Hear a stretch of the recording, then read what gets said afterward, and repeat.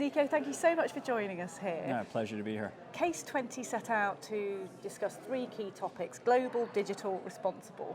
What do those mean, and what was the agenda it hoped to set this year? Well, I think looking at, for global, all the geopolitical shocks that we're experiencing in today's environment.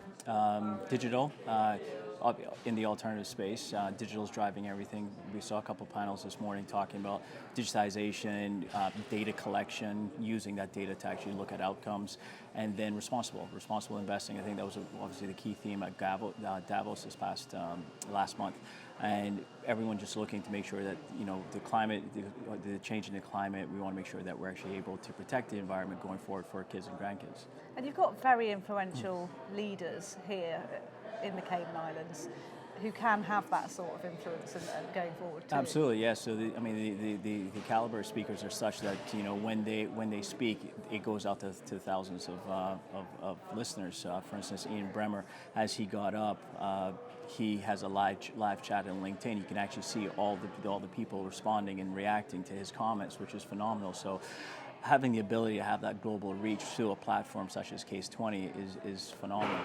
So where are people looking for that sort of leadership now? Is it amongst people like this crowd who are the CEOs rather than governments perhaps? Absolutely, yeah. I think people are looking for, well, I think we need the private sector to kind of lead the challenge. Obviously governments, sometimes they're a bit restrained in how quickly they can move and make that change happen. And companies such as Unilever, we can, through using our influence and our reach, they can actually make that change happen a lot quicker.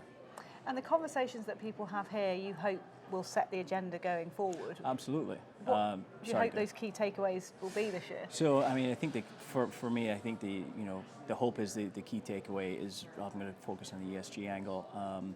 Looking at ESG, making sure that there's proper governance in place for those that actually want to truly invest in ESG, having the proper governance in place so that people aren't just greenwashing. And one of the other great things at this conference this year is that you've got a 50% female speaker lineup on stage. Yes. That's groundbreaking. Well, it's absolutely phenomenal. I mean, hats off to the conference organizers in order to pulling it off. And I know last year was a challenge, and this morning Chris Duggan said he hopes to continue throughout, which is phenomenal. I mean, ladies such as Leda Braga, Elaine Crocker from More Capital, it's to have that caliber of women in one location, luckily it's in the Cayman Islands, is absolutely phenomenal for the conference and for the jurisdiction.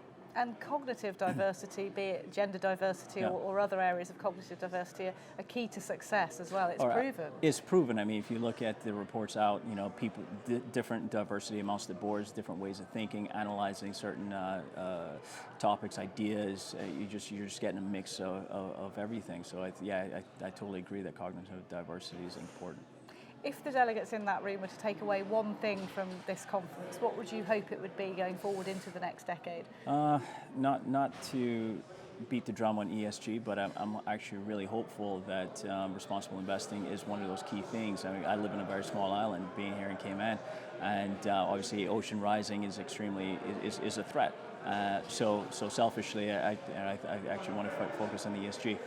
And hopefully that message will come across with lots of leaders who have the power to implement proper change here. Absolutely, yes. Niko, thank you so much for joining us. Great to talk to you. You're very welcome. To you. Thank you. Nice talking to you.